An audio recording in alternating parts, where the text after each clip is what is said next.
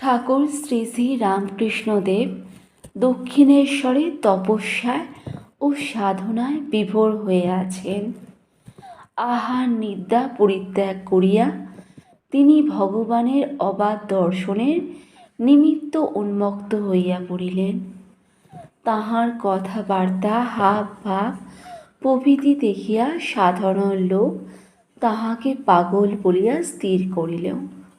সাংসারিক বুদ্ধি প্রণোদিত হইয়া তাহার আত্মীয়গণ ভাবিলেন যে তাহাকে বিবাহ সূত্রে আবদ্ধ করিতে পারিলেই এই পাগলামি দূর হইবে।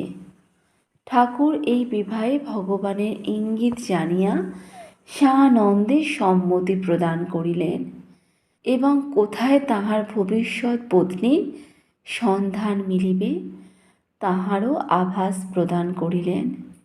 বিবাহের সময় মায়ের বয়স মাত্র 5 বৎসর ছিল। বিবাহের পর আরও 9 বৎসর কাটিয়া গেল।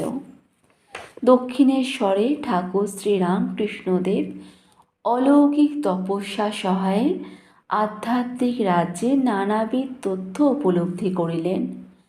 তোতাপুরী নামক জনৈক সন্ন্যাসীর নিকট সন্ন্যাস ধর্মে দীক্ষিত হইয়া ধর্মের সর্বশ্রেষ্ঠ অনুভূতি নির্বিকল্প সমাধিতে জীব ব্রহ্মের ঐক্য অনুভব করিলেন। সচ্চিদানন্দ সাগরে মিনের ন্যায় ভ্রমণ করিয়া বিমল ভগবদানন্দে বিভোর হইলেন। সাধারণ মানুষ এই অদ্ভুত দেব মানবের উচ্চ আধ্যাত্মিক অবস্থা বুঝিতে না পারিয়া তাহাকে ঘোর উন্মত্ত বলিয়া স্থির করিল। শ্রী শ্রী মাও নিজ পিতৃগৃহে এই সংবাদ শ্রবণ করিয়া স্বামীর দর্শনের নিমিত্ত ব্যাকুল হইলেন। এই সময় পতির পার্শ্বে থাকিয়া তাহার সেবা করা শ্রী শ্রী মায়ের নিকট সহধর্মিণী প্রধান কর্তব্য বলিয়া মনে হইল।